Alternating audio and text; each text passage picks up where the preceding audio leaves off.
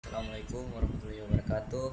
Perkenalkan, nama saya Muhammad Rifai Tarima dengan NIM F131249098. Saya dari kelas C. Di sini saya akan membawakan atau menjelaskan materi tentang stabilitas inti.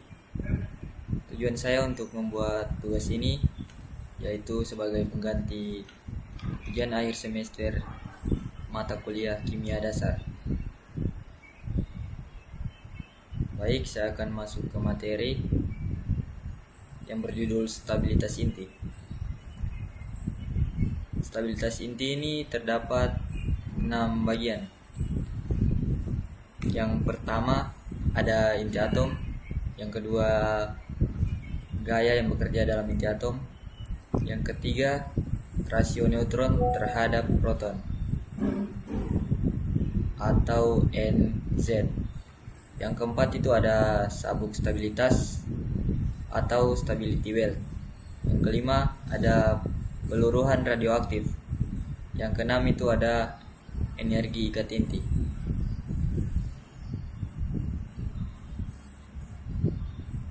Pertama-tama kita masuk ke pengertian inti atom. Inti atom terdiri dari dua jenis partikel, yaitu subatom, proton dan neutron.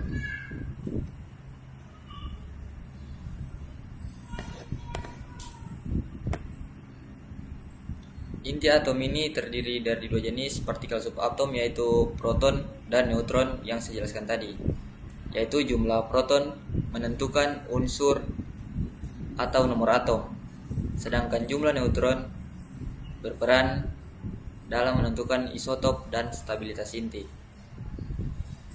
Proton ini dia bermuatan positif atau biasa dikenal dengan +1, dan proton juga menentukan nomor atom atau biasa yang kita kenal dengan jenis unsur.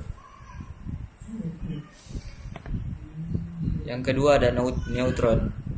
Neutron ini dia tidak bermuatan netral,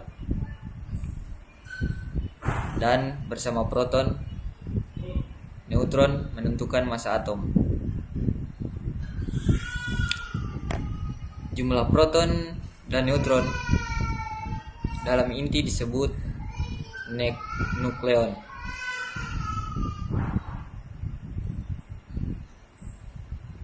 Yang kedua kita masuk ke gaya yang bekerja dalam inti atom.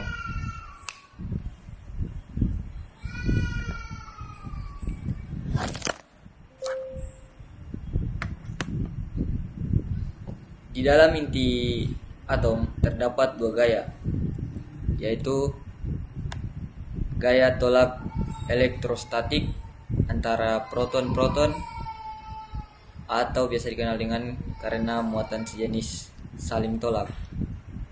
Yang kedua itu gaya nuklir yang kuat menarik proton dan neutron agar tetap bersatu. Gaya ini sangat kuat, tetapi bekerja hanya dalam jarak yang sangat pendek.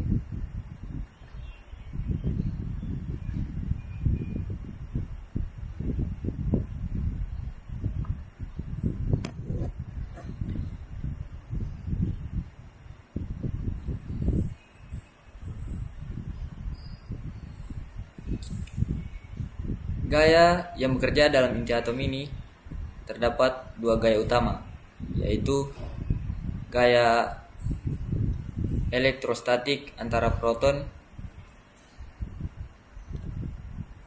dan gaya nuklir. Yang pertama-tama dapat kita ketahui yaitu gaya tolak menolak elektrostatik. Gaya ini terjadi antara sesama proton karena mereka memiliki muatan positif dan menyebabkan proton saling tolak menolak. Gaya ini bersifat melemahkan stabilitas inti. Semakin banyak proton, gaya tolak ini semakin besar. Contoh, dalam inti uranium terdapat banyak proton, Gaya tolak elektrostatik sangat besar, dan ini menjadinya tidak stabil. Yang kedua itu ada gaya nuklir kuat. Gaya ini adalah gaya tarik-menarik yang bekerja antara proton dan neutron.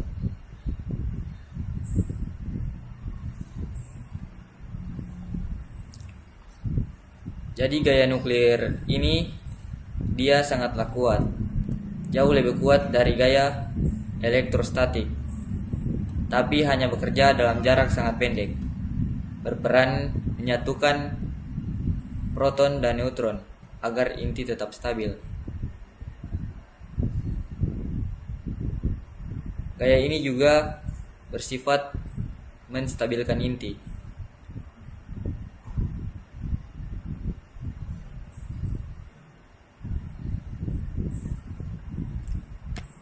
Yang ketiga kita masuk ke rasio neutron terhadap proton.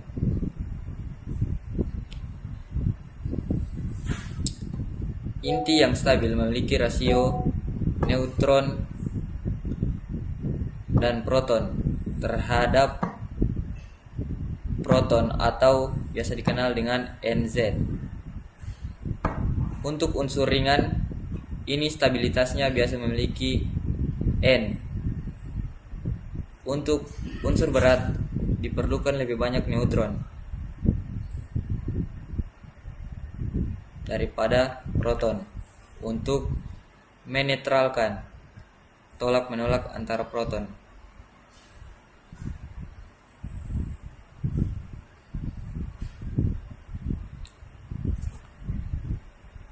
Dapat kita ketahui bahwa rasio neutron terhadap proton atau biasa ditulis NZ adalah perbandingan jumlah neutron dengan N dengan jumlah proton Z dalam inti atom. Jumlah neutron biasa kita kenal dengan N dan jumlah proton biasa kita kenal dengan Z. Rasio NZ ini digunakan untuk menentukan apakah suatu inti atom stabil atau tidak.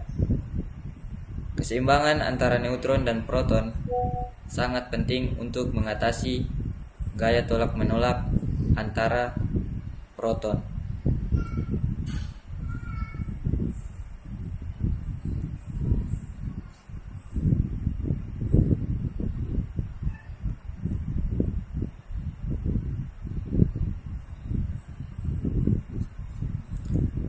Yang keempat, kita masuk ke sabuk stabilitas atau stability belt. Jika kamu memetakan jumlah neutron dengan proton, inti-inti stabil berada dalam suatu zona yang disebut sabuk stabilitas. Nuklida di luar sabuk ini akan radioaktif atau tidak stabil dan cenderung meluru. Sabuk stabilitas juga dapat kita ketahui adalah daerah dalam grafik jumlah neutron atau N terhadap jumlah proton atau Z, tempat berada inti-inti atom yang stabil atau biasa dikenal dengan tidak radioaktif. Jika kamu menggambar grafik dengan sumbu X, jumlah proton adalah Z dan sumbu Y, jumlah neutron adalah N. Maka nuklida atau inti atom yang stabil akan membentuk pola seperti sabuk atau pita yang melengkung naik. Itulah mengapa dia disebut sebagai sabuk stabilitas.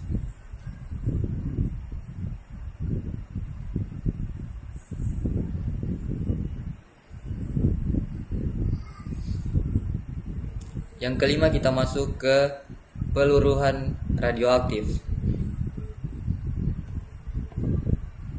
Inti tidak stabil akan mengalami peluruhan radioaktif untuk mencapai kestabilan. Peluruhan alfa. Peluruhan alfa membuang 2 proton dan 2 neutron.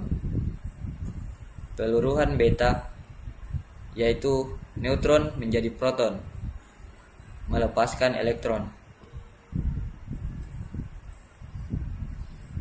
Peluruhan beta plus, yaitu proton menjadi neutron, melepaskan positron.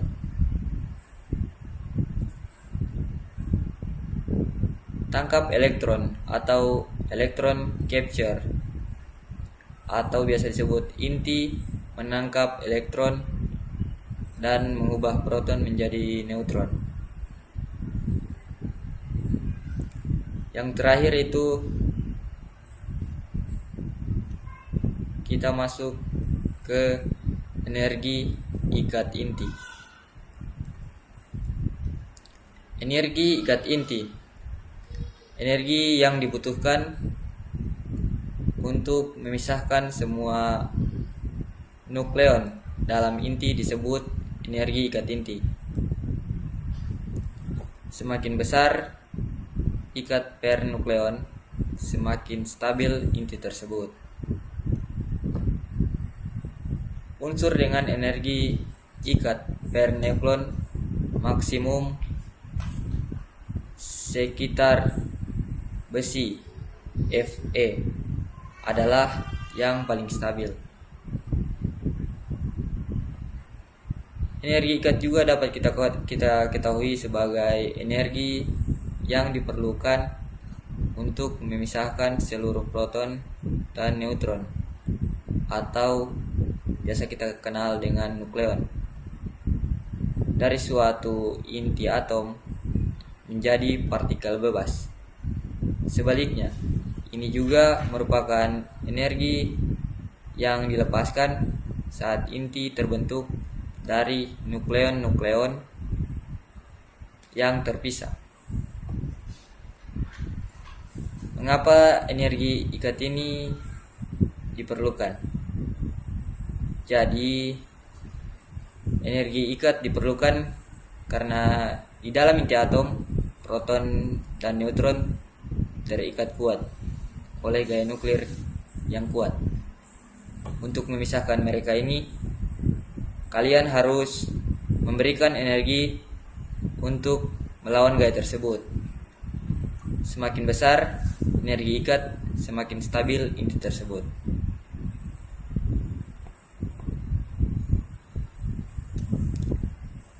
Sekian materi yang bisa saya jelaskan.